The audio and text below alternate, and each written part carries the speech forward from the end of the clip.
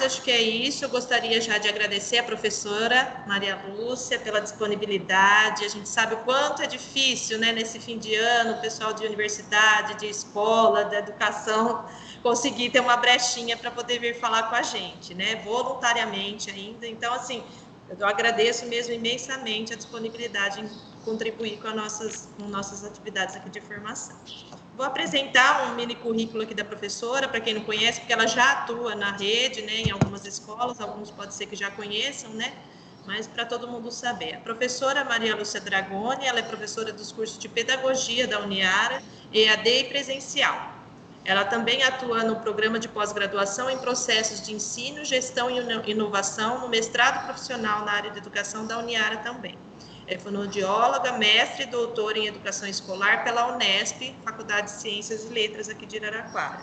É responsável pelo programa de comunicação oral e voz para educadores da Uniara em parceria com a secretaria, que é esse programa que eu falei que o pessoal já conhece, a professora. É autora do livro A Voz que Ensina, o professor e a comunicação oral em sala de aula. E eu queria dar um recadinho que eu esqueci, que a Clélia não vai conseguir ingressar agora, mas ela pediu que a gente iniciasse a atividade assim que possível ela ingresse, dá um oi, dá as boas-vindas para todo mundo aqui. Muito obrigada, professora, a fala é sua agora. Eu é que tenho que agradecer o convite e a possibilidade de estar com tantos educadores juntos para falar sobre um assunto bastante importante. E é sempre um prazer, Patrícia, receber um contato seu e trabalhar com vocês, tá? Eu é que tenho que agradecer. Eu vou então fazer aquela coisa, tentar compartilhar certinho a tela, tá? Vocês me desculpem se não der muito certo, a gente retoma. Bem, eu estou vendo, preciso saber se vocês estão vendo adequadamente a tela. Estamos, Patrícia? Sim, tá. Para mim também. Então, é só retomando os dados, né, que a Patrícia já falou, já me apresentou com muita delicadeza, e eu estou aqui com muito prazer para conversar com vocês, então, hoje, no dia 17 de novembro, sobre a voz do educador nas interações com os alunos. Ressalto inicialmente que não é uma temática tão simples para que a gente converse, né, em pouco tempo. Então, eu tentei fazer uma contextualização dessa voz do educador nessas interações, para depois nós discutirmos alguns detalhes que vocês queiram saber a mais. E fiquem à vontade para nos perguntar, né, coisas de interesse ao final. Então, vamos lá. A interação, voz e comunicação oral. Eu acho que é uma tríade que nós temos que entender um pouquinho melhor já desde esse início. Na BNCC, espera-se, né, que as crianças desenvolvam algumas competências. E eu recortei um trechinho só, que se encaixa muito nessa nossa temática de hoje. Então, espera-se na educação infantil que as crianças desenvolvam o expressar, que sejam sujeitos dialógicos, criativo e sensível, que possa expressar as suas necessidades, emoções, sentimentos e dúvidas. As hipóteses de suas descobertas também, né? As opiniões, questionamentos, sempre por meio de diferentes linguagens. Então, aí que já temos que entender isso. Não existe só a comunicação oral, mas existem diferentes linguagens que o educador pratica nessa relação com as crianças na educação infantil. No entanto, o que cabe ao professor para que ele possa estimular essas competências nas crianças? Discutir, selecionar, organizar, planejar, mediar e monitorar o conjunto das práticas e interações que ele pratica. Então, veja bem, a mediação do professor para o desenvolvimento dessas competências, ela é essencial. A comunicação oral, segundo Vygotsky, Luria, Leontiev, é uma das vias para favorecer os processos de interação com as crianças. Então, já estamos aí entrando nesse universo de interação e tendo a comunicação oral do professor como uma das chaves para que isso ocorra.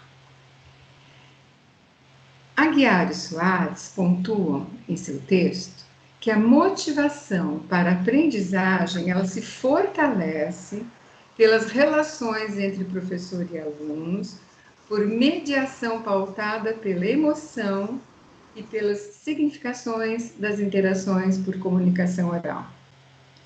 Obviamente que o contato para que estabeleça uma relação afetiva com as crianças é essencial, então, pautada pela emoção, mas também pelas significações das interações por comunicação oral.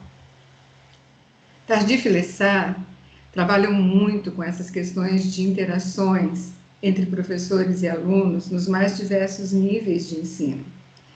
E eles são taxativos em colocar que as interações por comunicação oral em sala de aula mostram-se vitais para desencadear reações de satisfação, aceitação e aproximação entre professor, aluno e as atividades propostas. Então, observem o quanto essa comunicação oral tem tido destaque nas publicações relacionadas à educação e principalmente voltadas àquelas das interações, do fortalecimento das relações e o quanto é importante o professor trabalhar isso em si próprio para poder praticar em sala de aula. Bom, então estamos aqui no momento ainda abordando Vygotsky, agora no livro tradicional do problema Pensamento e Linguagem, na verdade, e o trecho Problema e Abordagem. Vygotsky coloca que a transmissão racional, intencional de experiências e de pensamentos a outrem exige um sistema mediador. E para ele, o sistema mediador é a linguagem humana. Ok. E mais adiante, ele continua especificando isso. Ele diz que o significado da palavra é simultaneamente pensamento e linguagem, a unidade do pensamento verbal. Então, quando nós falamos, nós estamos passando, sim, o nosso pensamento, o nosso raciocínio, o significado da palavra nas nossas próprias palavras aos outros. E ainda diz que a função primordial da comunicação oral é de intercâmbio social. Esse intercâmbio social pode ser entendido numa larga gama de conceitos, mas no caso, nós estamos aplicando o intercâmbio social entre educadores e alunos, entre educadores e as crianças, no nosso caso específico, para a educação infantil. Muito bem. É inegável que existem várias formas de comunicação. Eu falo sempre isso, porque algumas vezes as pessoas falam, mas o professor não se comunica só por comunicação oral. Realmente não. Nós fazemos gestos, nós fazemos expressões, nós usamos estratégias diferenciadas para cada momento da aula, que fazem, sim, um processo de comunicação. Mas vejam, os gestos são essenciais, porque as nossas posturas podem transmitir dúvida, reflexão, alienação, que não está ali nem com o assunto, cansaço. Então, nós temos, sim, que tomar cuidado com as nossas posturas, os nossos gestos, em como nós estamos emocionalmente para entrar na sala de aula, às vezes até tentando minimizar algumas coisas que poderiam ser refletidas nas nossas ações. Nossa expressão facial é transmissora, sim, de uma comunicação de estar preocupada, de estar satisfeita, triste, em dúvida, bravo. Então, não adianta eu tentar uma comunicação oral boa se eu estiver carrancuda e falando muito bem. Não. Tudo isso, nossos gestos, nossa fisionomia, tem que estar integrados na comunicação oral que o professor faz ou em qualquer outro tipo de comunicação que ele promova. Sim, falar um com o outro, sim, é uma comunicação oral. Grupos trocando ideias sobre o mesmo assunto é essencial e que pode ser feito, sim, em grupos com as crianças na educação infantil.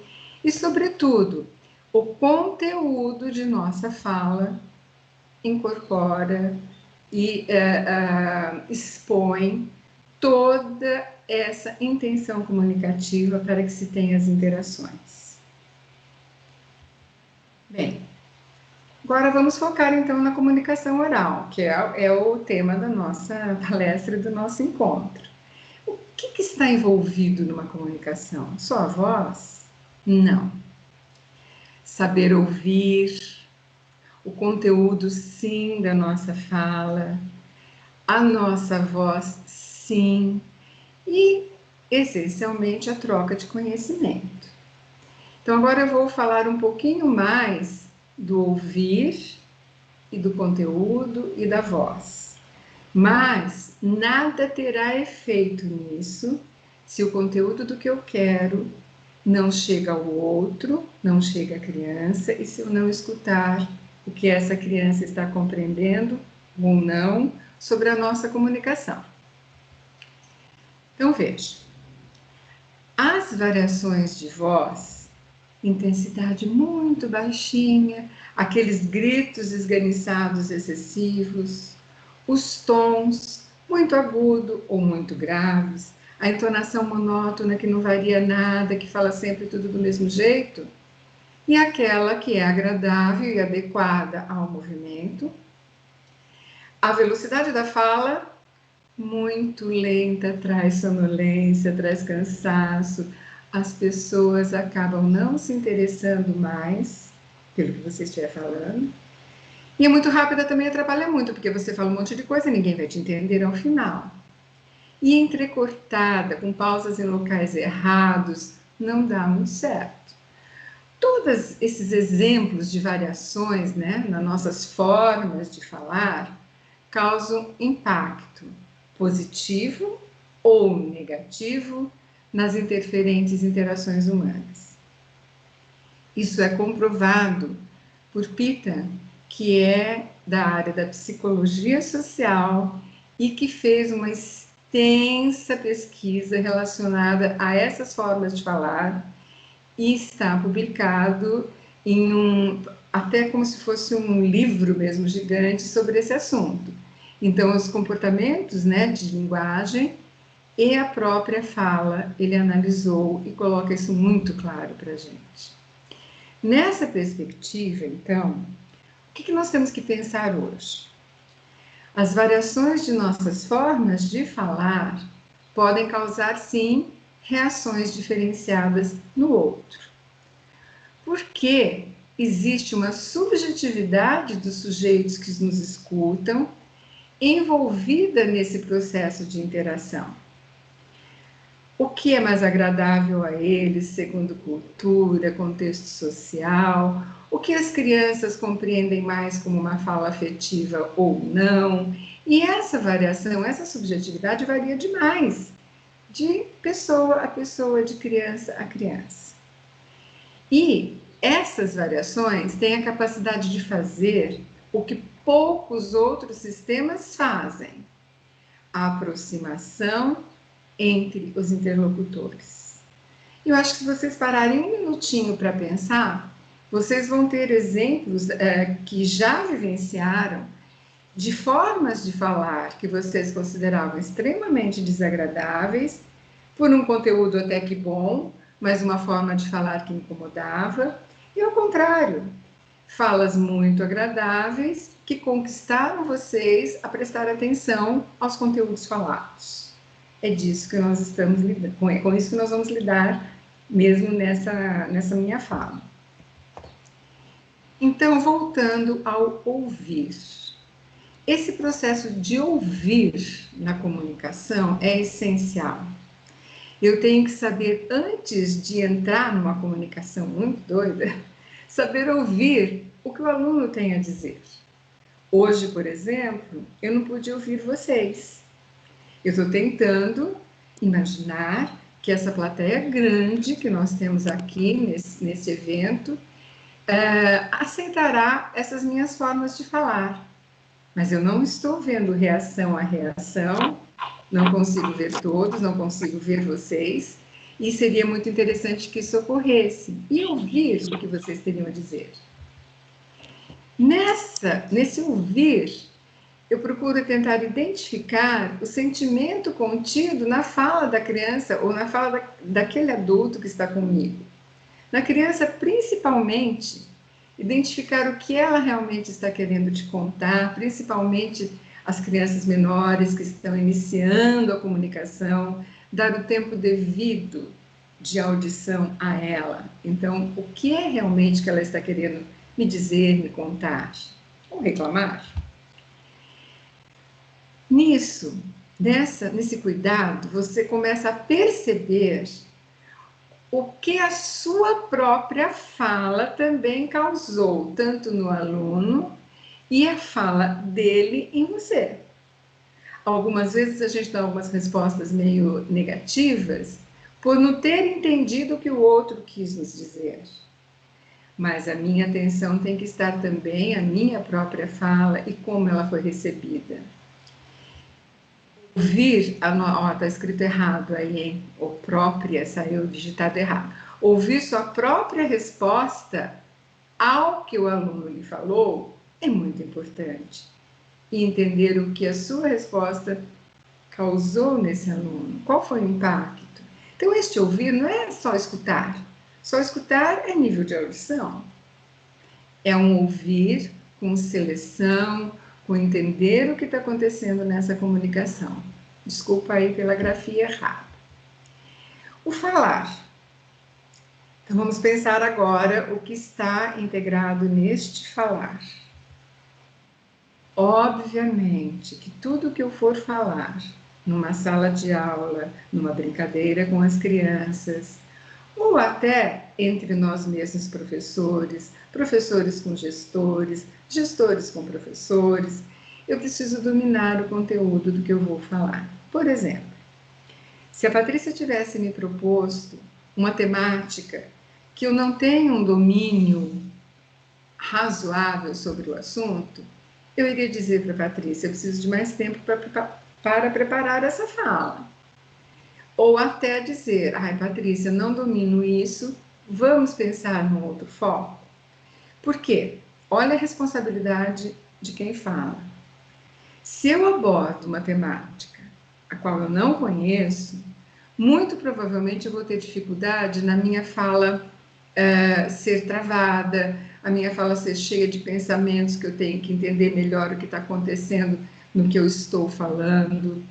Ela não vai ser uma fala fluida, ela não vai ser uma fala na qual eu possa pôr variações de expressividade. Acaba sendo uma fala automática e decorada quando nós não dominamos o conteúdo da nossa fala. Fluência no ritmo de fala é importante. Não estou aqui dizendo que certas disfluências atrapalhem demais uma comunicação. Não. O pior de tudo nesta fluência, o errado nessa fluência, seria pausas, como eu fiz agora, às vezes em lugar errado. Perceberam o que eu fiz? Eu poderia ter feito assim: as pausas em locais errados da minha fala. Isso é fluência. Se eu for parando em momentos inadequados na minha comunicação, eu não dou essa fluidez, essa compreensão para o outro do que eu estou falando. Agora, posso e devo fazer pausas dando destaques ao que eu estou falando. Creio que vocês perceberam que eu acentuei algumas pausas neste momento para trazê-las como exemplo para vocês. Então, estamos falando, junto com a fluência, com o domínio do conteúdo, nós já estamos falando em expressividade de fala, que valoriza o conteúdo que nós estamos passando para alguém. Clareza. Isso a gente encontra muito nos textos da área da educação. O professor tem que ter clareza na fala. O que é clareza na fala? Não é só um conteúdo bom, não é só uma fluência, mas é uma fala bem articulada, sem distorções de sons, audível para quem está escutando.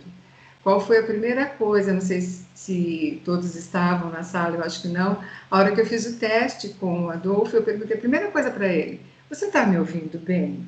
A voz está muito alta ou a voz está muito baixa? Porque isso é essencial para que a gente compreenda o outro.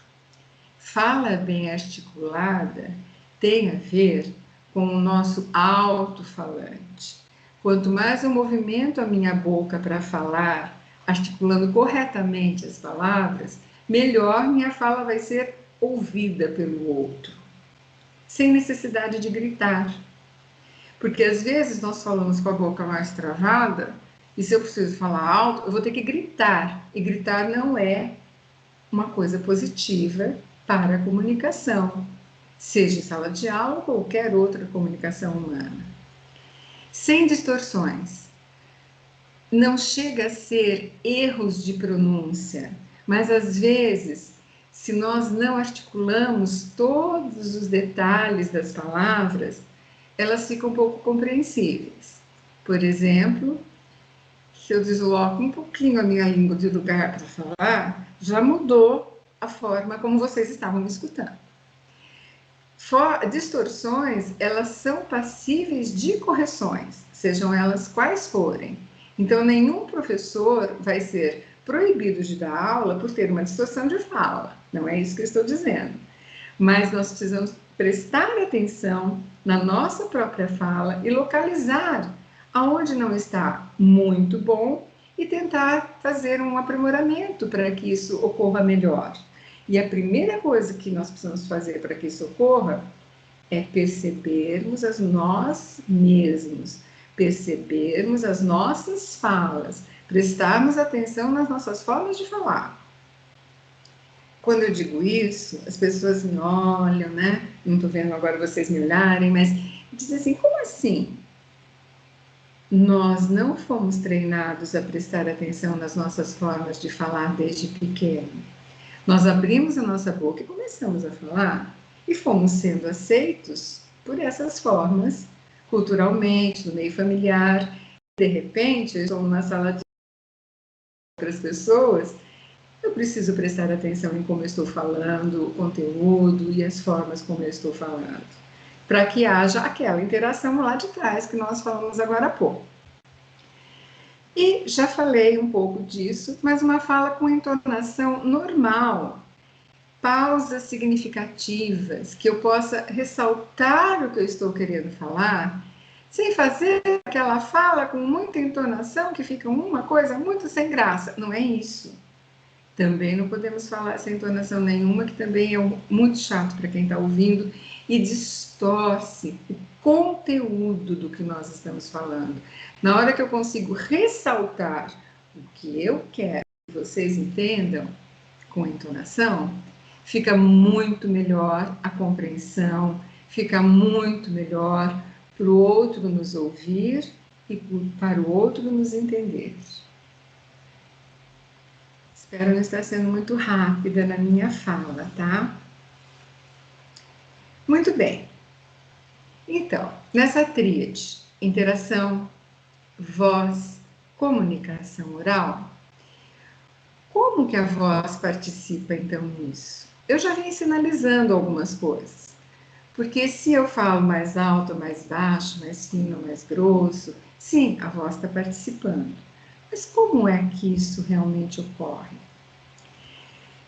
Tem uma coisa muito importante na nossa voz, e acho que quem já fez aqueles encontros rápidos que nós fazemos em HTP, conversando um pouco sobre voz, já me ouviu falar sobre isso. Mas a nossa voz e a nossa forma de falar reflete a nossa personalidade. Veja bem, é muito importante que prestemos atenção nas nossas formas de falar. Será que o jeito que eu falo realmente está passando o jeito que eu sou? Porque algumas vezes as pessoas falam de uma forma brusca, não estão prestando atenção nisso, e às vezes a gente escuta assim, nossa, principalmente em casa, né, com o filho, por exemplo. Nossa, mãe, você viu como você falou comigo? Se você já escutou isso em algum momento, pare e pense, como será mesmo que eu falei que causou esse impacto negativo no outro? Será que o impacto que eu estou passando para o outro reflete o que eu sou? Será que eu falando bruscamente não está passando que eu sou uma pessoa mais nervosa, mais brava? E se eu estiver fazendo muita suavidade no que eu estou falando, eu não estou passando a imagem de uma pessoa muito frágil? Ah, professora, mas isso a gente não muda. Personalidade a gente não muda. Concordo, não muda totalmente. Mas quando nós pensamos nas nossas formas de falar, nós podemos sim minimizar muito esse impacto e passar para as pessoas coisas como nós somos realmente e não como a minha voz está fazendo com que eles achem que eu sou. Eu tenho certeza que mesmo não vendo vocês, vocês estão começando a pensar em situações diferenciadas que isso pode acontecer. E com a educação infantil, com as crianças muito pequenas, esse impacto é muito forte. Eles percebem, sim, quando nós estamos extremamente bravas, independente de ser com eles. Quando nós estamos de mau humor, independente de ser por causa deles. E eles acabam se distanciando. Então, muitas vezes, a criança que se aproxima da gente, o pequenininho, né? Tia, tia, e puxa a roupa da gente, às vezes, para falar. Se nós não soubermos falar, agora não, que estou ocupada, eles podem não se aproximar depois de você se você falar, agora não. O impacto é diferente. E nós precisamos pensar nisso a cada atitude que tomamos. Ixi, mas eu não vou conseguir lembrar disso nunca na sala de aula, porque é muita coisa para fazer. Concordo. Não é fácil de lembrar, mas se começarmos a pensar nisso, nós vamos nos pegar fazendo alguma coisa que a gente acha que não foi tão legal na nossa comunicação, e na próxima vez nós vamos tentar mudar. Então é uma questão de iniciarmos a prestar atenção nas nossas próprias formas de falar. Eu sei que eu já falei isso várias vezes, mas realmente esse é o start que eu quero dar para todos vocês. Não existe uma fórmula mágica de mudar, mas existe uma fórmula, sim, de refletirmos sobre como nós falamos e como melhorar. Bom, ela reflete, então, lógico, já falei, na empatia com o ouvinte. Agora, pensando nas nossas experiências de vida, quem de nós já não se aproximou de alguém com uma fala que nós consideramos como irritante? Quando eu digo isso, é porque a qualidade da voz, o tipo de voz, ele é muito criado com as nossas experiências vividas até então. E aquela fala não me é agradável e é muito difícil ficar escutando até o final o que aquela pessoa está falando. Então, lembrem-se que nós precisamos olhar para o outro, entender como que foi o impacto da minha própria fala, ele vai responder, nós vamos pensar como está sendo o impacto daquela fala para a gente e tentar amenizar isso. E o exemplo que eu vou dar é típico de discussão familiar entre namorado e namorada, entre filho e mãe. De repente a gente fala mais forte, não quero que você ponha isso aí. E o outro diz assim, meu Deus do céu, você sempre me diz isso. Pronto. Se eu não percebi que a minha fala causou uma reação negativa no outro, seja por conteúdo ou seja pela forma de falar, o outro está me respondendo também da mesma forma, se eu não perceber isso e não amenizar a minha fala em seguida, vira uma discussão que ninguém consegue parar. Então, a reação às formas de falar, principalmente. Ok? Lógico que um conteúdo ruim também agrava tudo, mas a forma de falar está aí permeando as relações. E agora, nós entramos na qualidade de voz, né? Que eu sei que todos vocês têm muita curiosidade com esse assunto, e eu sei que a rouquidão é é epidemiológico nos professores. Nós temos estudos que apontam mais de 68% dos professores já tiveram um episódio de rouquidão na vida que impediu o exercício profissional. Então, realmente é um problema, sim, que nós vamos abordar um pouco mais superficialmente nessa fala, mas nós vamos abordar. Então, evidentemente, que uma voz muito rouca, com uma projeção ruim, não consegue jogar essa voz para fora e fazer se entender, prejudica, sim, demais a clareza da comunicação. Aí, nesse momento, eu faria assim: quem de vocês aqui já ficou rouco uma vez na vida e que atrapalhou a forma de trabalhar? Se vocês colocarem aí no chat, vai dar mais de 100 pessoas colocando que sim, né? Quem já ficou sem voz? Eu já fiquei sem voz. E foi horrível, até eu recuperar de novo, porque nós não sabemos nos comunicar sem termos este veículo que é tão importante, esse recurso que é tão importante de comunicação. Então, realmente é muito difícil. E, evidentemente, que estar rouco prejudica essa clareza da comunicação que eu venho falando nessa apresentação.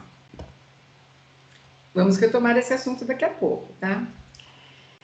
E essas variações de voz, essas formas de falar, essas entonações, a expressividade de nossa fala também compõem o conteúdo da comunicação. Elas não são separadas. Ah, mas se meu conteúdo é bom, todo mundo vai entender. Não. Se o seu conteúdo for bom e sem clareza na comunicação, não é todo mundo que vai te entender. Então, elas são indivisíveis. E essas formas de falar, elas dão destaques às palavras mais importantes, ao assunto mais importante, trazem uma carga da intenção do falante. Todos nós sabemos identificar quando a outra pessoa está falando com a gente com ironia. Ironia é a coisa que mais afasta qualquer pessoa de nós mesmos. Crianças pequenas são extremamente sensíveis em perceberem ironia. Elas não sabem dizer que é isso, mas elas sabem identificar com uma intenção correta no que ele está falando. E nem na expressividade. Então, por exemplo, quer ver uma coisa terrível? Eu dar uma bronca sorrindo. Não tem nada a ver. Se eu estou dando uma bronca, se eu estou falando sério, tem que combinar a minha atitude facial com o que eu estou dizendo, a minha entonação. E não sorrir para dizer, olha, está errado o que você fez. Isso é irônico. Isso prejudica a comunicação, prejudica os elos de interação. Depreciação do outro, então, gente, depreciação clara, eu não preciso nem dizer que é horrível, né? Não dá para ter isso na nossa fala. Você pode orientar, explicar que está errado, mas depreciar o outro acaba com qualquer relação, desde os mais pequenininhos aos adultos, com seus professores. No entanto, se essas variações forem bem feitas, se o conteúdo da fala estiver bem trabalhado nessa expressividade, vai valorizar o conteúdo, vai valorizar o contato. Vamos lá. Aí, eu estou chegando no momento de falar um pouquinho de como cuidar dessa nossa voz, que não é indissociável desse conteúdo, que não é indissociável das interações. Não é porque eu tenho conteúdo bom, eu falo ele muito bem, mas a minha voz está rouca e isso não vai interferir. Lógico que vai. Então, vamos ver. Ah, deixa eu falar antes. Então, assim, eu optei pelo nosso tempo curto no seguinte: eu não vou ficar dando detalhes de cuidados vocais. Nós temos, na área da fonoaudiologia, manuais, não digamos manuais, mas na verdade são respostas às perguntas mais frequentes sobre problemas de voz e sobre cuidar dos problemas. Então, eu trouxe para vocês três manuais, três respostas mais frequentes às perguntas mais frequentes. Um deles é elaborado pelo Sindicato dos Professores das Escolas Particulares de São Paulo, que é o SIMPRO, que tem um departamento de fonoaudiologia gigante para atender os professores e que fez esse folheto muito interessante. E os outros dois são elaborados por uma equipe gigante da Sociedade Brasileira de Fonoaudiologia no decorrer dos anos. Eu vou apresentar para vocês com um QR Code. Se vocês estiverem com o celular na mão, assistindo aqui a apresentação, vocês já podem focar no QR Code e vão receber em PDF esses manuais. Dois deles, muito de forma gentil e eficiente, a Secretaria de Educação do município de Araraquara fez impressos para que eu distribuísse nas nossas reuniões de HTP. Algumas em que eu fui, eu consegui distribuir, mas como esses impressos agora dos dois manuais chegaram às minhas mãos em março e fevereiro deste ano, ocorreu que eu não pude mais estar presencialmente nas escolas. Então, eles estão comigo e quando eu voltar às escolas, eu vou levar também os impressos, porque eu entendo que muita gente gosta de ser impresso um manual desse. É gostoso de ter ali do lado e a gente olhar sempre, e muitos de nós não temos a destreza com a tecnologia de hoje para estar acessando toda vez pelo celular isso, tá? Então, o que eu quero de vocês? Que realmente baixe esses impressos. Depois a Patrícia pode até repassar esses QR Codes, esses endereços para vocês, ou vocês já fotografam da tela, ou já põem no QR Code e baixam, e leiam com muita atenção. Tem coisas, gente, do nosso dia a dia que nós às vezes não percebemos e que nós podemos fazer para ajudar a prevenir um problema de voz. Eles não vão sarar nossos problemas, mas eles vão abrir nossos olhos para muitos questionamentos interessantes. Então vamos lá. Eu vou deixar um tempinho na tela e vou ficar falando sobre eles. Podem focar aí no QR Code e já baixar. Esse é um material que é do SIMPRO São Paulo, então do Sindicato dos Professores das Escolas Particulares de São Paulo. E ele tem coisas sobre movimento vocal, sobre saúde das pessoas, sobre formas de falar e que minimizam os problemas. E ao final dele, ele tem um testezinho muito interessante de sintomas vocais e que a gente pode fazer sem olhar o resultado, evidentemente, antes, né? Faz o teste e vocês vão olhar no resultado se há algum sinal de que sua voz está sofrendo atrito, que sua voz está sentindo a forma que você fala, que você tem alguma rouquidão, e que então você precisa prestar um pouco mais de atenção nisso, minimizar as coisas negativas e procurar, sim, um atendimento especializado de otorrinolaringologista para ver o que está acontecendo e para poder, assim, prevenir, se necessário fazer um trabalho de fonoaudiologia, para prevenir uma rouquidão que se instale fortemente e chegue a afastamentos da profissão por causa disso. Acho que deu tempo de todo mundo focar aí. Vou passar para o próximo. Este é o manual, ele é até pequenininho, mas ele está super impresso no site da sociedade. Tem o link embaixo e pelo QR Code que está atualizado, a gente consegue acessar esse manual e já baixar, ou no celular, ou nos iPads de vocês. Ele é mais simples e as perguntas que estão respondidas aí foram obtidas por uma pesquisa gigante com especialistas em voz, que passaram para a sociedade quais eram as perguntas mais frequentes dos pacientes que chegavam ao consultório com rouquidão. E elas estão respondidas aí.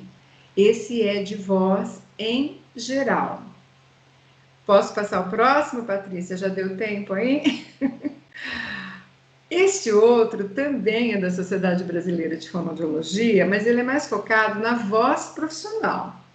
Quando nós falamos em voz profissional, não é só do cantor, do orador, do jornalista, não, é do professor também. É de todos aqueles que fazem uso da voz como um recurso de trabalho. Então, nós estamos incluídos aí sim, nessa voz profissional, e espero que vocês tenham conseguido baixar. Qualquer problema depois, também esse link tem o acesso. Bom, Patrícia. Eu vou encaminhar os slides, né?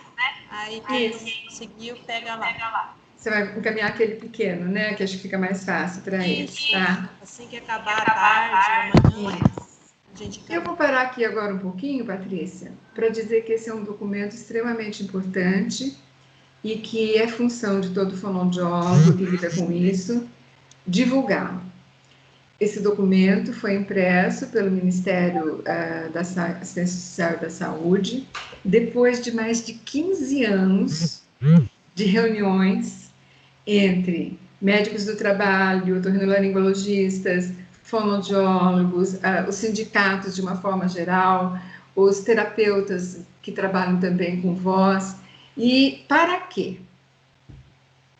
Ocorre que, quando o professor ou qualquer outro profissional fica rouco e ele vai ao médico otorrinolaringologista e necessita de um afastamento, o distúrbio de voz relacionado ao trabalho ainda não é reconhecido no sistema CAT, de comunicado de acidente de trabalho.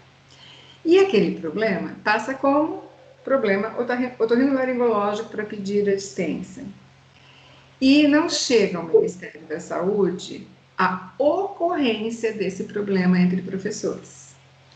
Então, esse documento, ele é resultado de uma luta insana para que a gente consiga, primeiro, que o distúrbio de voz relacionado ao trabalho seja reconhecido como, sim, um acidente de trabalho, entre aspas, ou decorrente das ações profissionais, não só de professores, mas de teleatendimento, de cantores, etc, etc. E nesse documento, eles dão a especificação do que é, e os caminhos para que seja comunicado, sim, esses casos. Esse documento é muito importante para sindicatos, tá? Para os médicos do trabalho, para todos os educadores conhecerem o quanto é importante este problema de saúde e que nós um dia precisaremos ter cobertura. Evidentemente que isso ainda vai demorar, porque nós somos milhões de professores e a hora que houver um reconhecimento realmente disso, obviamente que vai precisar de muita verba para que se atenda a toda essa demanda. Mas é um documento muito importante e que eu acho que todos devem conhecer, por isso que eu coloquei aqui, tá, Patrícia? Vamos lá. Na verdade, eu nesse momento termino a minha apresentação da contextualização do que eu vim aqui conversar com vocês. E eu vou abrir então o debate, vou fechar depois a minha tela e a Patrícia vai conduzir as questões que eu assim, aprofundar, perguntar coisas que eu consiga aprofundar um pouquinho mais dessa fala que eu entendo ter sido a mínima possível para contextualizar e abrimos o debate como nós combinamos, né, Patrícia? Então, eu coloquei aqui algumas questões.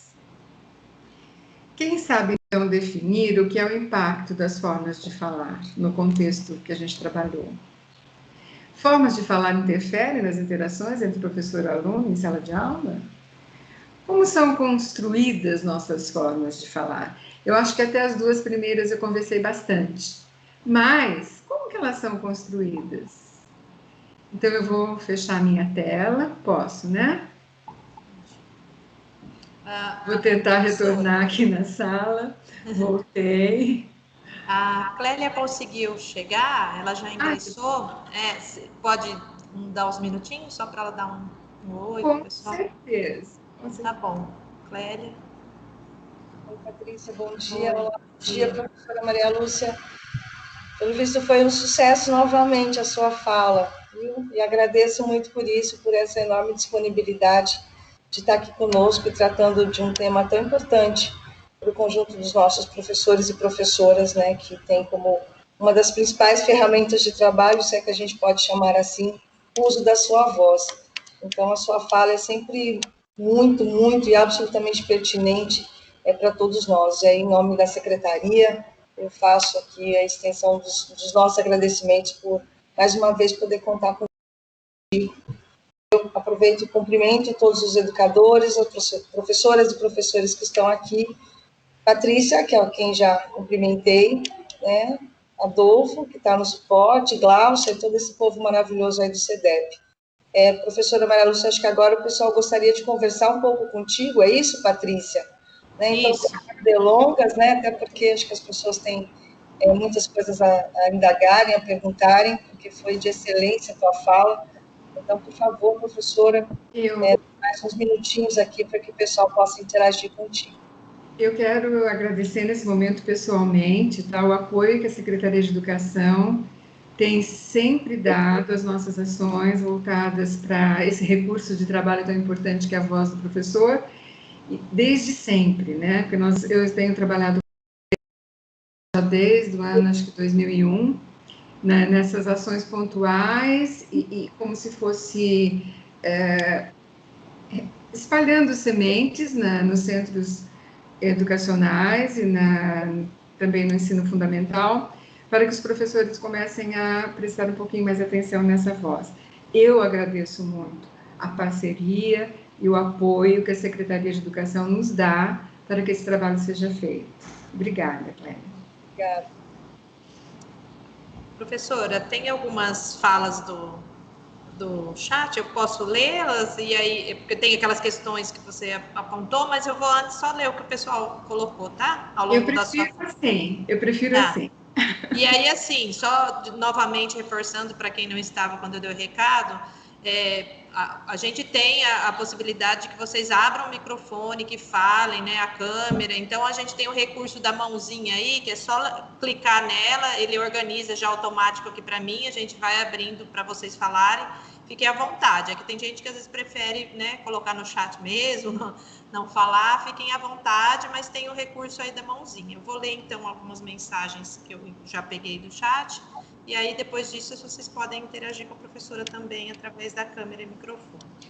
Então, a Heloísa Helena colocou a mensagem: essas informações parecem simples e corriqueiras, mas são reflexões profundas e fundamentais para a nossa reflexão em prática.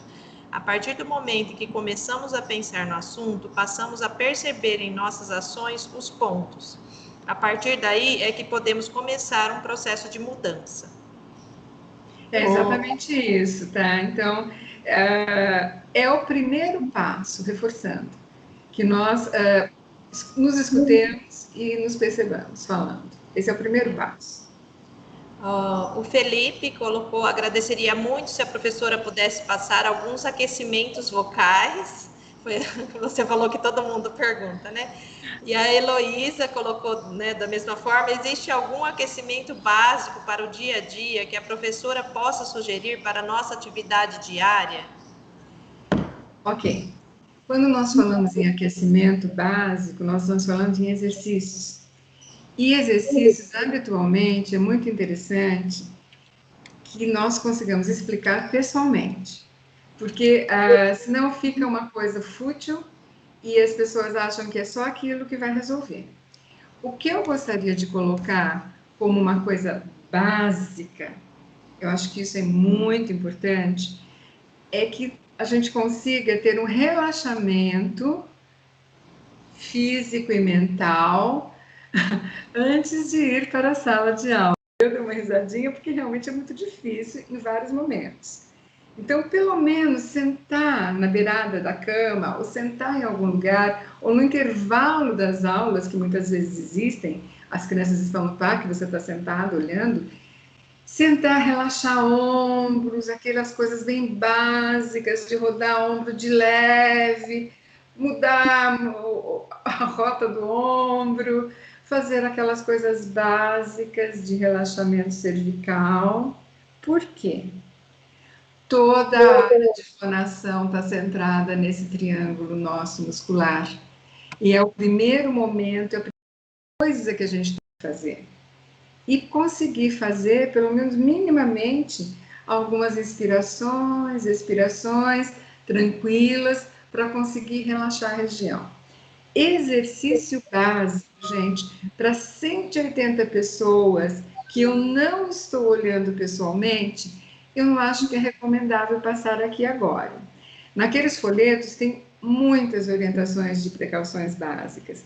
Eu prefiro não passar exercícios, vocês vão me desculpar, mas é que é uma situação muito particular e que a gente precisaria orientar muito bem qualquer exercício que seja proposto. Pode ser? Não estou te ouvindo, Patrícia. Oi, desculpa. Eu travo aqui e esqueço depois. A Jéssica tem uma dúvida. Ela falou, tem uma dúvida, o tamanho da boca influencia a projeção da voz? Se sim, alguém com a boca pequena pode fazer para projetar melhor a voz e ser ouvida por toda a sala? Muito interessante a pergunta. Quem é mesmo que fez? Jéssica. Jéssica, é muito interessante a pergunta. E eu vou dizer para você que tamanho de boca não influencia nisso. O que influencia nessa projeção da voz é a movimentação de nossa boca. Então é muito diferente, eu vou chegar até um pouco mais perto para vocês verem. Eu falo, estou mexendo bem a boca. Mas e se de repente eu começar a falar assim, olha, minha boca tem um tamanho que eu não acho que é pequeno, mas olha o que dificulta que o som vá para o meio ambiente. Então pensa sempre assim, essa região aqui é a região onde nós temos a nossa laringe e é onde estão as vocais nesse sentido, não assim, horizontal. Se esta região é importante, ela é a fonte do som, só. Daqui para cima é a nossa caixa de ressonância. Se eu não mobilizar bem a minha boca para falar, eu estou fechando a minha caixa de ressonância e eu vou fazer muito mais esforço. Aí a pessoa diz assim, mas é porque minha boca é pequena que eu não mexo. Não, gente. Mover a boca não importa o tamanho. Não precisa ser uma forma exagerada e errada. Não. É mover a boca, abrir a boca para falar e deixar que o som faça o seu trabalho de ressonância. É isso que eu posso dizer. A Michela coloca, bom dia a todos. Professora, o ambiente de trabalho interfere na voz do professor? Se a direção da unidade em que se trabalha é acolhedora, a ambientação do professor não seria facilitada para estabelecer uma relação mais prazerosa com os alunos e o uso da voz não se tornaria natural, desde que o problema não tenha outras instâncias, né, entre aspas. As relações com os colegas de trabalho refletem na voz responsável pela comunicação com as crianças?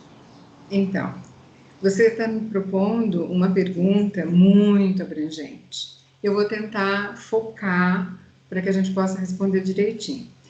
Há estudos inúmeros apontando que ambiente de trabalho, e aí não só o ambiente social, mas as questões acústicas de sala de aula, os prédios, realmente tem uma interferência no esforço vocal que o professor faz. Ok. Focando mais na pergunta vinda. Obviamente que quando nós temos boas relações com os nossos pares profissionais, facilita muito que a gente se mantenha numa certa tranquilidade e que consiga não prevenir problema de voz, mas ter uma descontração até para a produção do trabalho. Ocorre que nossos ambientes de trabalho não são de equipes pequenas. Sempre as equipes são maiores. E o ser humano, muitas vezes, pode se relacionar bem com algumas pessoas e com outras não. Isso é uma questão social que pode acontecer. O importante, na minha opinião, é entender o ambiente de trabalho, conseguir dialogar de uma forma expositiva, tentando explicar sempre o que quer, e utilizando aquela fala que eu já anteriormente coloquei, uma fala sem agressividade, uma fala que possa passar para o outro uma confiança maior naquilo que você está colocando. E entender que trabalho em equipe é um trabalho que precisa ser muito bem organizado e que essa interação da equipe realmente é fundamental. Mas não existe o certo ou errado. Existe uma equipe de trabalho que tem que se organizar. Logicamente, se eu trabalhar num ambiente que eu não tenha nenhum problema, eu posso falar mais tranquilamente, mas isso só isoladamente não vai fazer com que eu não tenha problema de voz. Não sei se eu consegui explicar e se satisfez a quem perguntou. Eu acredito que sim. Tem algumas elogiando, né, a palestra, a Mara Regina falando palestra excelente, várias questões essenciais de observação tão vitais no nosso cotidiano. A Márcia agradecendo pela palestra, Heloísa. Aí o Paulo pergunta, professora, o chamado aparelho fonador tem uma composição complexa, incluindo pulmões, diafragma, pregas vocais, boca, língua, dentes. Quem vive da fala, como nós educadores, deveríamos nos atentar a todos esses órgãos. A senhora concorda? Com certeza. Porque realmente, nossa laringe ela está num ponto de transição com todo o organismo. E aí, acho que é legal falar nesse momento, que a laringe não foi feita para falar. Ela foi feita para proteger o nosso sistema respiratório. Porque a laringe é uma caixinha, ok? Dentro dela tem as pregas vocais, que se abrem para que nós possamos respirar livremente e se fecham para impedir que qualquer líquido ou qualquer alimento pastoso entre para os pulmões. Esta é a função básica da laringe.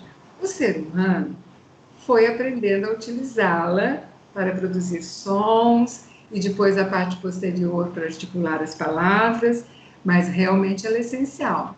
E uma outra coisa que a laringe ainda é responsável e que a gente não lembra é de força. Quando eu vou fazer uma força determinada, se a laringe não estiver bem fechada e nós não tivermos uma pressão subglótica importante, eu não consigo fazer a força devida. E mais, devemos cuidar dos outros setores que ela se relaciona. Se eu tiver problemas respiratórios outros que não estejam relacionados à laringe em si, então asmas, bronquites, alergias respiratórias, rinites, tudo isso prejudica demais a própria prega vocal, a nossa possibilidade de ter uma corrente de ar eficiente para falar. Outro aspecto, ela está aqui, não tá? A parte posterior dela passa o esôfago, bonitinho ali. Então, tudo que nós comemos, a laringe se fecha, passa pelo esôfago e vai para o estômago, para o processo digestivo. Se eu não tiver uma boa alimentação e eu tiver refluxo gastroesofágico, mesmo que mínimo, não precisa ser vômito, não precisa ser em formato de arroto, mas a queimaçãozinha mínima, o que está acontecendo? A acidez volta e banha a parte de trás da região da prega vocal. E isso tem estudos assim, comprovadíssimos, de que fragiliza a mucosa da prega vocal e facilita a presença de alterações. Então, realmente a pergunta é hiper importante. Se eu tenho falhas de dente, gente, ou mesmo que seja do fundo, será que eu articulo bem quando eu faço isso? Se eu tiver qualquer problema de língua, uma afta que seja, será que isso não interfere na minha fala, quer dizer, realmente, é um sistema muito complexo, além de toda a parte neurológica de reorganização desse movimento, porque imaginem vocês, todos os movimentos que nós fazemos para falar, o que é o neurológico, certo? Então é muito complexo, sim. Tem alguém com o microfone aberto. Tem. Alguém quer falar? Muita gente para olhar aqui, não dá tempo. Até consigo fechar, mas... Pessoal, fecha o microfone, quem vai falar. Tem mais coisas? O Adolfo tem. Vou tentar ler no meio do barulho aqui. Tá dando para ouvir? Juliana, achei. Juliana. Pronto.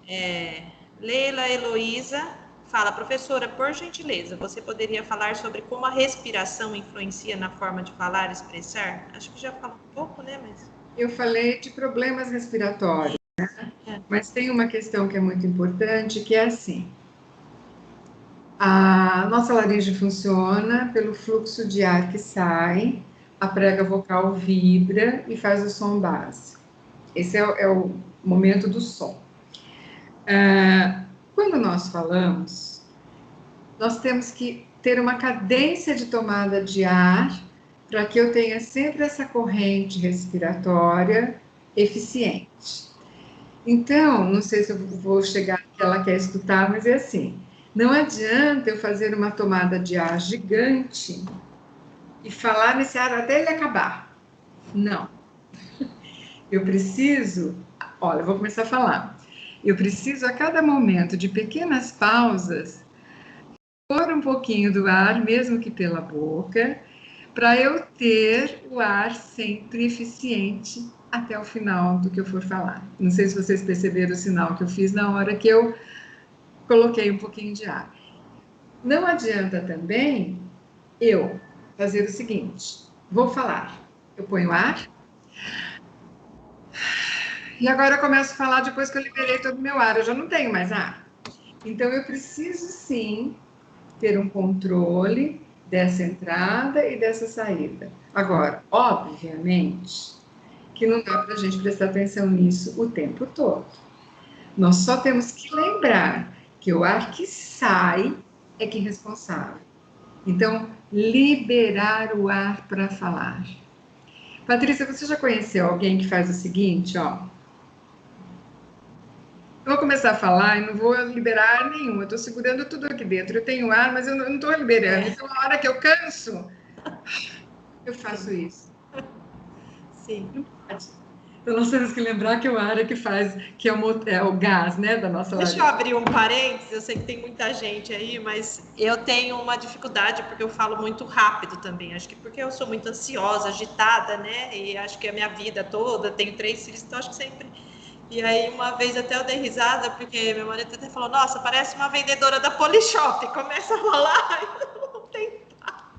E é verdade, eu tenho que me policiar, porque eu tenho essa mania, acho que eu sou muito acelerada em geral, né? Então eu tenho que ficar me policiando, porque a hora que eu vejo eu já estou disparando, falando rápido. Olha, e você me lembrou de uma coisa que eu quero alertar a todos que estão aqui.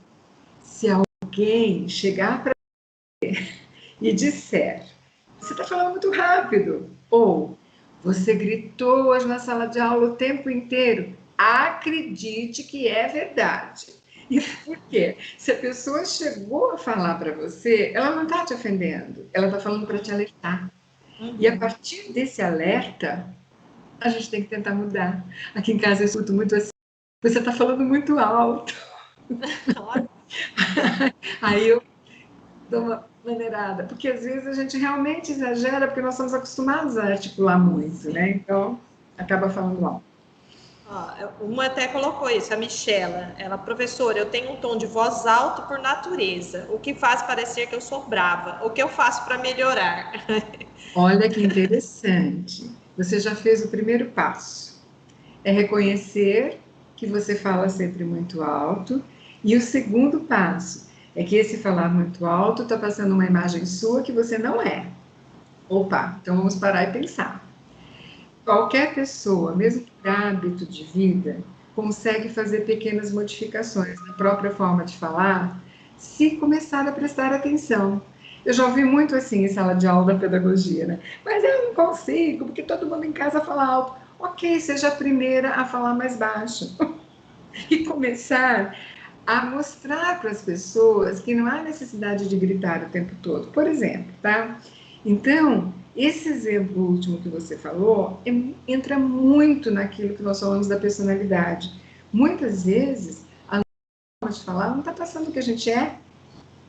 Então, é super importante prestarmos atenção e tentar mudar aos poucos, tá? Lógico, tem estratégias para fazer isso? Tem. Mas também é possível modificar algumas coisas sozinho. Isso. Tem outras duas, né? A Juliana vai falar bom dia, a professora fala, a professora, não, bom dia a todos. Professora, a fala sempre tem que ser bem tranquila e clara. Aí a Larissa vai falar, acho que do que a gente já estava falando, né? A forma como muitos pensam que precisa gritar para ser ouvido pode ser um dos motivos para essa agressão na voz. Sim, com certeza. Então, eu quero colocar agora uma outra coisa. Claro que falar sempre de forma clara e calma é importante, mas também há situações que muita fala calma também não condiz. Então, o contexto precisa ser muito bem pensado. E engano de muitos de nós é que só quando eu grito muito que eu posso ter um calinho na prega vocal. Não. Eu posso falar com muita atenção, falando baixo mesmo, como eu estou fazendo agora. Eu estou batendo a prega vocal. A hora que eu bato, eu crio um calinho, independente de eu estar gritando. Então, veja como as coisas é muito assim do contexto e da individualidade mesmo de cada um, e que precisam ser modificadas, né? Quando não estão bem.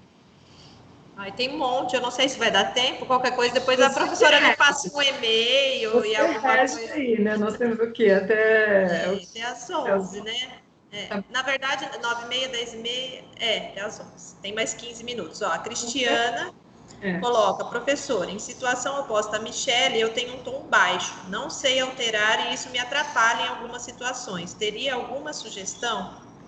Então, ótimo de novo, você se reconhecendo. É muito baixo, às vezes me atrapalha. É começar a treinar em situações N, as mais simples até com relacionamento assim com amigos, tal, ou na própria atuação. Primeiro, mexer um pouco mais a boca e jogar um pouco mais o ar para fora. A voz começa a parecer mais forte. E voltando àquela pergunta que eu queria tocar no assunto, como nós construímos as nossas formas de falar? Você tem ideia, Patrícia? Não. Nós construímos segundo nossas experiências de vida. Então, se eu vivo num ambiente onde todos falam muito baixinho, eu vou aprender que este é o correto e vou tocando em frente. Aí eu me deparo numa situação em que eu preciso projetar minha voz. Se eu perceber que a forma como eu falo precisa ser modificada um pouquinho, eu vou reconstruindo aos poucos as formas de falar. Obviamente, esse é um exemplo dado por um autor que eu gosto muito, num texto interessante que ele tem sobre voz, que é o Barros Filho, e tem mais dois juntos com ele. Ele diz assim: todo mundo sabe que numa igreja não é para gritar, correto? E nem que num velório é para ficar contando piada e rindo alto. Como que a gente aprende isso? A gente aprende com os nossos exemplos do dia a dia. Como nós construímos, nós podemos ir construindo devagarzinho, principalmente observando o apoio ou não dos interlocutores com relação às nossas formas de falar. Então, o que eu estou pegando hoje muito mesmo é que vocês se observem a reação do outro e tente modificando devagarzinho. Com certeza isso vai contribuir você não falar forte, ficar com calo, né, nas pregas vocais, entre outras coisas. Mas não é isso que vai impedir de você não ter um problema de voz. Mas é isso que vai favorecer as interações. Pronto. Falei simples, mas falei. Isso, dá para entender. A Fernanda só comentou, né? Eu passei por um tratamento com fono devido a 2 calos que eu tive nas cordas vocais.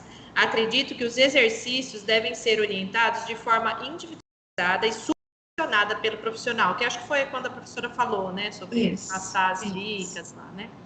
E veja bem, ó, quando fala em calo de prega vocal, é calinho mesmo como aqueles que a gente tem quando pega na caneta de forma errada. E eles sempre são 2. Eles são pareados, um de cada lado, que batem, e aí escapa o ar no buraquinho que ficou, entendeu? E eles, com exercícios, eles somem. Como quando a gente pega de uma forma o lápis e muda para outra, diminui o calo.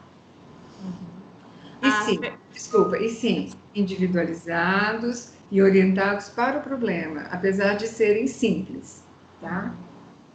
A Fernanda perguntou: falar em lugar com ar-condicionado e muitos ventiladores ligados muitas vezes me deixa rouca. O que fazer nesse caso? 2 motivos.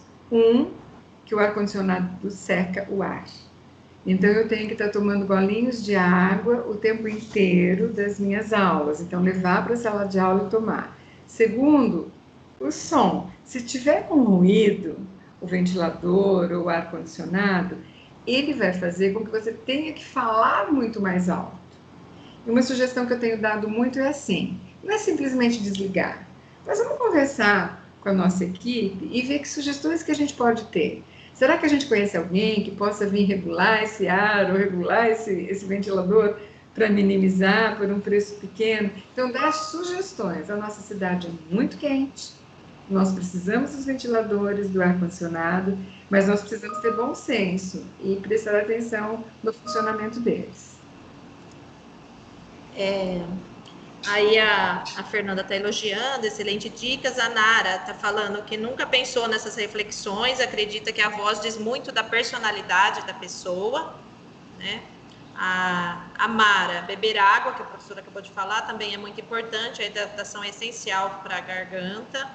Olha, deixa eu só interromper. Tá. Um dos estudos mais comprovados que nós temos é que a hidratação do organismo favorece a movimentação da prega vocal e a diminuição de problemas de voz. Mas não é tomar 1 litro de água, é golinhos o dia todo para absorver, tá? A Renata falou: já tive que me afastar por problemas vocais em função da profissão. Inclusive, me tratei com a doutora Tragão. Cheguei a ter que utilizar microfone nas aulas de dança. A música e o som dos sapatos de sapateado simultaneamente não ajudam o professor dessa dança. Desculpa, aliás... Fala, Patrícia, continua. Os exercícios que ela me instruiu na época foram fundamentais para eu policiar e nunca mais chegar naquela situação crítica. Então, veja, principalmente os profissionais da educação física, os profissionais de educação, de reabilitação física de uma forma geral, de dança, o que seja, eles usam muito a voz, muito intensamente, com ruído de fundo, e às vezes em ambientes muito pouco favoráveis a que essa voz seja propagada. Então, precisa cuidar mais do que o outro professor que está em sala de aula. Maria Isabel, obrigada pela palestra. Professora, você tem algumas dicas para facilitar a comunicação com o uso da máscara e o face shield? Grata. Não. Ótima. Estou fazendo as coisas. Esse foi um problema realmente a ser tratado, inclusive, em grandes congressos, porque na hora que você cobre, você perde muito da expressividade, concorda comigo? E do som, tanto da expressividade visual quanto do som. O que a gente aconselha é que, nesse momento, sim, da máscara, articule muito mais as palavras, fale mais pausadamente e procure se expressar com movimentos de olho, com mãos, para ajudar no processo de comunicação. Ó, temos duas com as mãos levantadas, já faz um tempo, é que o chat não para e eu acabei não olhando a mãozinha aqui levantada. Então, a Renata, eu já li um comentário, não sei se é outra coisa, se a Renata quer falar ainda. Renata, tá me ouvindo? Tô, Patrícia. Quer Bom falar? dia a todos. Bom dia. Eu vi que tinha muito no chat, eu acabei postando também, mas a questão que eu coloquei, eu posso falar agora, se puder, eu já Sim, adianto. claro. É o seguinte, tudo bem, doutora Maria Dragoni? Tudo bem, Renata, e você? Então tá bom, tudo bem. Eu queria só alertar, porque é uma coisa que me preocupa. Como eu já pude voltar a lecionar dança na minha escola particular, a questão da máscara, como a pessoa, você já orientou, a gente tem que articular muito mais para a nossa amplitude de voz, de intensidade ser maior, né? Mas, nesse sentido, além da potência da voz, do alcance vocal, estou sentindo uma grande dificuldade, porque ela veta metade do nosso rosto enquanto expressividade, entendeu?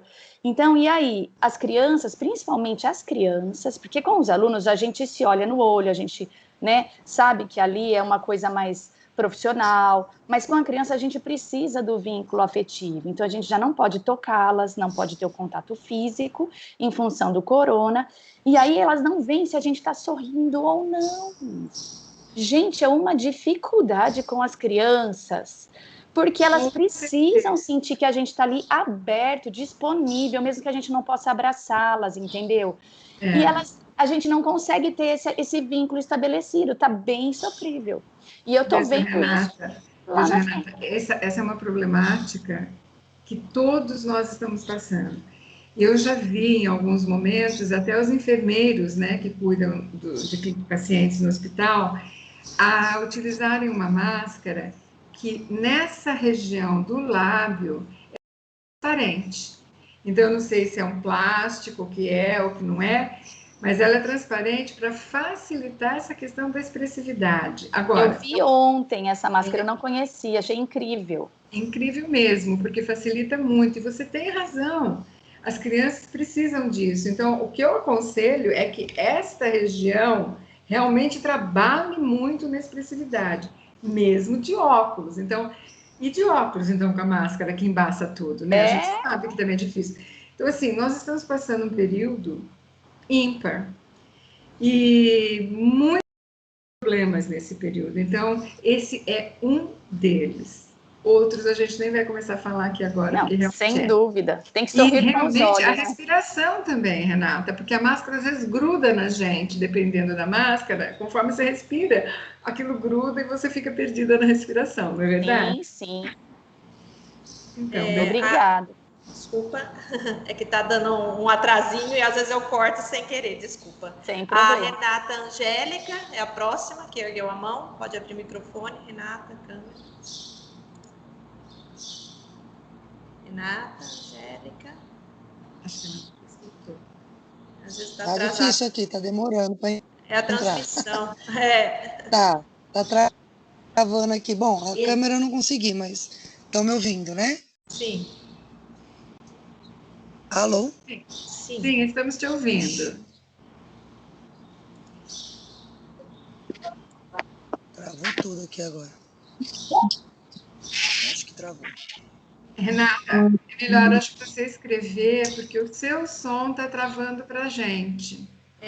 Tá difícil. Não tem nada. Ela pôs no chat já, deixa eu procurar aqui, eu não tinha chegado. Entendeu, Renata? Deixa eu procurar. Uma palestra e eu assisto palestra. Ixi, travou? Renata, acho que eu vou, só se eu for lendo algumas coisas no chat. Tá bem.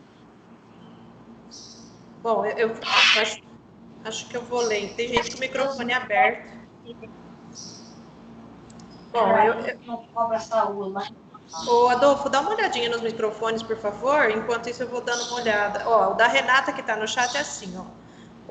Como eu dobro o período, uso o microfone, faço os aquecimentos e vou uma vez por semana à fono para manter terapias. Assim, fiquei com caulo nas pregas e tive que passar por uma cirurgia esse ano. Um grande problema é que o médico não vê como um acidente de trabalho, entre aspas, e sim que eu não sei usar a voz. Tudo bem, Angélica? Agora abriu. Bom, a Angélica sabe o que é esse problema, eu conheço a Angélica já de algum tempo, e realmente, Angélica, é aquele comentário que eu fiz, eu não sei se você estava presente, naquele último documento que eu disponibilizei para vocês, que é o distúrbio de voz relacionado ao trabalho.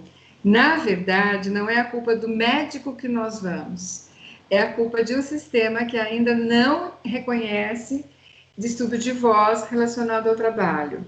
E então, nós temos ainda um longo caminho para que isso seja consolidado. E contando para vocês, foi aprovado em determinado momento agora, no meio do semestre, que de acidente de trabalho. E em seguida foi revogado. Então foi assim, foi uma alegria de um dia para todo mundo, entendeu? Então, é um trabalho árduo para que isso chegue a acontecer. Mas eu tenho a impressão que muitos dos nossos otorrinos já entendem isso, mas eles não têm como comunicar por alguma via que isso seja um acidente de trabalho. Então é complicado mesmo. Espero que você tenha melhorado com essa cirurgia deste ano, viu? Tem mais um comentário, faltam 2 minutinhos. A Jéssica coloca: a minha mãe tem problema de audição e fala muito alto.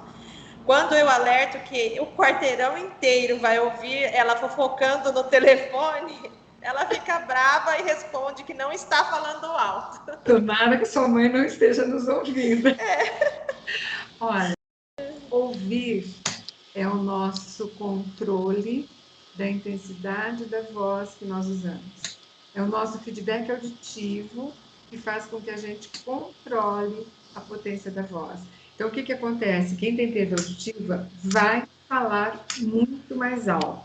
E é recomendável que vá atrás de um aparelhinho auditivo, sim, como óculos, quando a gente não enxerga bem. É uma liberdade para quem não ouve, a hora que coloca o aparelho auditivo. Professora, para finalizar, a Clélia precisou novamente sair, as agendas dela, né, não são emergenciais, tem coisa ela não conseguiu ficar, pediu, para não interromper novamente, ela pediu para eu avisar, despedir do pessoal, agradecer novamente a professora, né? Eu queria pedir, se possível, que a gente pode deixar um e-mail seu, alguma coisa, porque às vezes vão ter outras questões que o pessoal, né, não conseguiu falar, o tempo foi Com certeza pode. Coloca o ML Dragone, com E no final, @uniara.com.br. Ou, se quiser, o da própria prefeitura, que o Adolfo sabe, que fica tudo bem. Eu copiei um aqui, o da Uniara, que você me mandou os slides, é o mesmo, né? Isso. Aí eu já ponho aqui no chat, porque tem gente que às vezes não conseguiu, ou depois vem alguma coisa, devia ter perguntado tal coisa, né? Então, deixei aí para o pessoal pegar. Os slides, como eu já avisei, para quem não ouviu, a gente vai enviar por e-mail, né, as escolas e as pessoas inscritas, então vocês vão receber. E tem um pessoal que também não conseguiu entrar, acabou entrando numa atividade da tarde, errado, né?